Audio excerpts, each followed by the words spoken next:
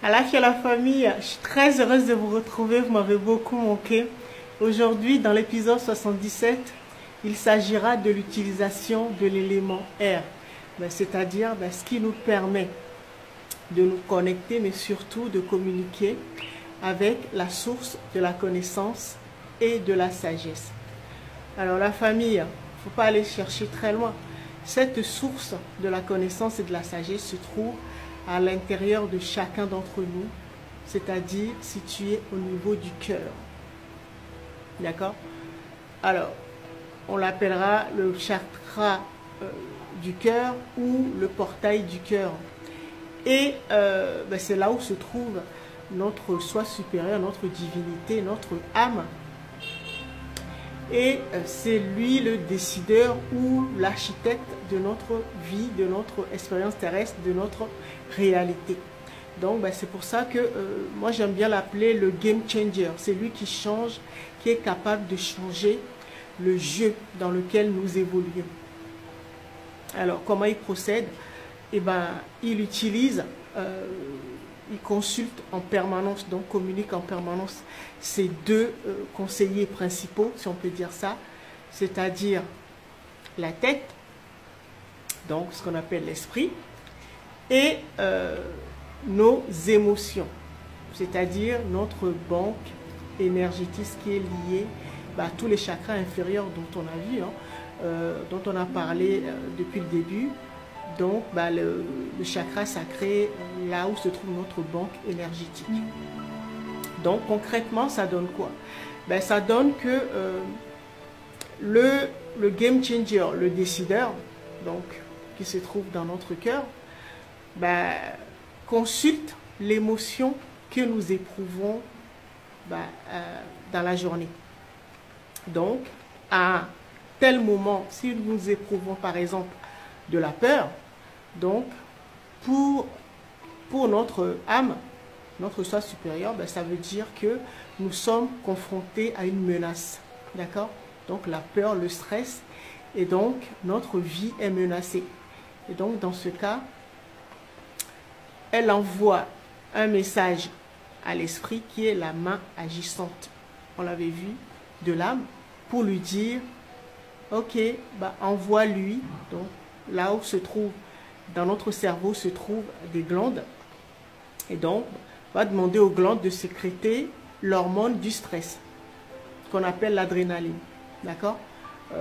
Puisque nous sommes stressés, nous avons peur, et donc notre cerveau, notre esprit, notre mental va sécréter cette hormone du stress, donc l'adrénaline, pour nous permettre de faire face à l'adversité, donc à la menace, d'accord? Et si au contraire nous éprouvons par exemple de la joie, la légèreté, vous savez quand on est amoureux, voilà. Et donc notre décideur interne va lui demander à notre esprit de sécréter l'hormone du plaisir, l'hormone du bonheur, qu'on appelle la sérotonine. Donc vous voyez, nous avons une multitude d'hormones à notre disposition, d'accord? Donc c'est de cette manière que notre âme, notre soi supérieur pilote notre expérience terrestre, d'accord? Alors le but en fait, c'est déjà de comprendre le fonctionnement et de pouvoir reprendre le contrôle de ce décideur, d'accord, de notre âme, c'est-à-dire de fusionner à nouveau avec notre soi supérieur, parce que au départ, à la naissance, nous étions à cet endroit stratégique au cœur, ce qu'on appelle le point zéro, d'accord, à cet endroit où nous pouvons décider de quelle direction donner à notre vie. D'accord? L'enjeu, c'est vraiment ça. Mais vous savez que nous avons chuté avec quand nous avons eu cet événement malheureux, soit dans l'enfance ou dans l'adolescence, avec notre première blessure d'âme qui a causé des blessures et des traumatismes assez prononcé chez certains, d'accord? Et c'est là nous avons été déconnectés, c'est ce qu'on appelle la chute.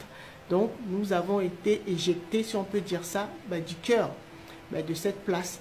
Et donc du coup, on verra dans la deuxième partie les conséquences de cette déconnexion en fait avec notre décideur interne. D'accord? Comment ça se passe? Quand tout fonctionne bien et que le décideur, le cœur, fait appel à nos émotions, donc qui est lié à notre banque énergétique, donc le chakra sacré, le chakra du plexus solaire, ce que notre âme fait,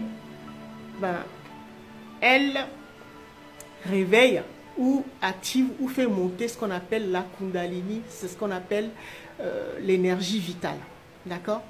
Donc elle a fait remonter, donc ça traverse, ça part depuis la base de la colonne vertébrale, remonte jusqu'au cœur et puis jusqu'à la tête. C'est comme ça que l'information circule du bas vers le haut, d'accord? Donc la Kundalini.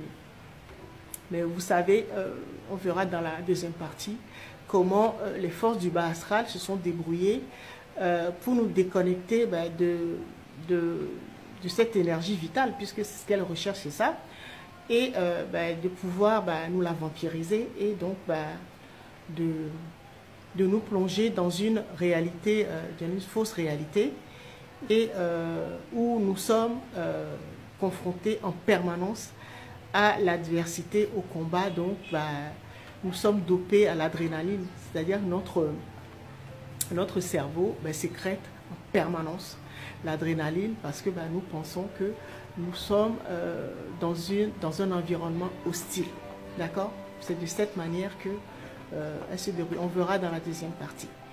Et donc, cette manne énergétique qui contrôle nos émotions, et je vous ai dit, c'est ce qu'on appelle la Kundalini. Et donc, cette Kundalini, c'est ce qui nous permet d'être magnétique. D'accord? Magnétique, ça veut dire d'être un super aimant qui va attirer tout ce que nous désirons dans notre réalité. D'accord? Les êtres, c'est ce qu'on appelle être magnétique, c'est ce qu'on appelle avoir la chance ou attirer, vraiment profiter ou utiliser notre intelligence intuitive ou notre guidance intuitive. D'accord? Donc ça veut dire quoi? Ça veut dire que on l'avait vu précédemment, mais je le répète pour ceux qui ne nous suivent pas depuis le début, c'est que devenir un super aimant, ça veut dire que par exemple vous cherchez du travail, tout de suite montée de Kundalini ouvre le troisième œil, donc l'intuition, les prémonitions, tout de suite vous allez vous connecter à l'entreprise où vous serez bien, la meilleure option pour vous. Là, au lieu de faire 10 000 CV, tout de suite vous aurez l'information qu'il faut aller postuler vers cette entreprise. D'accord? C'est de cette manière que ça fonctionne. Et donc, la Kundalini, l'énergie vitale, d'accord?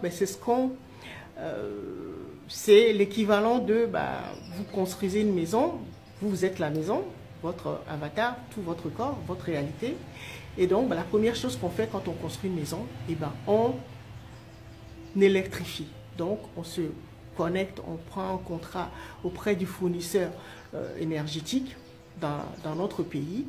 Et donc, nous sommes connectés à l'énergie de la Kundalini, donc l'énergie vitale. D'accord? C'est de cette manière qu'on procède. Et on verra dans la deuxième partie qu'en fait, quand vous êtes connecté, vous êtes obligé de faire les aménagements pour avoir des prises et tout ça, pour pouvoir vous connecter. Et vous allez également remarquer que les appareils électriques ont 2 embouts, d'accord, pour pouvoir se connecter. Bon, dans certains pays, il y en a 3, mais c'est parce qu'il y a le positif, le négatif et le neutre. D'accord? Mais ça revient même avec le deuxième, puisque dès qu'il y a le plus et le moins, ça se neutralise automatiquement. D'accord? Et donc, on verra à quoi ça correspond, cette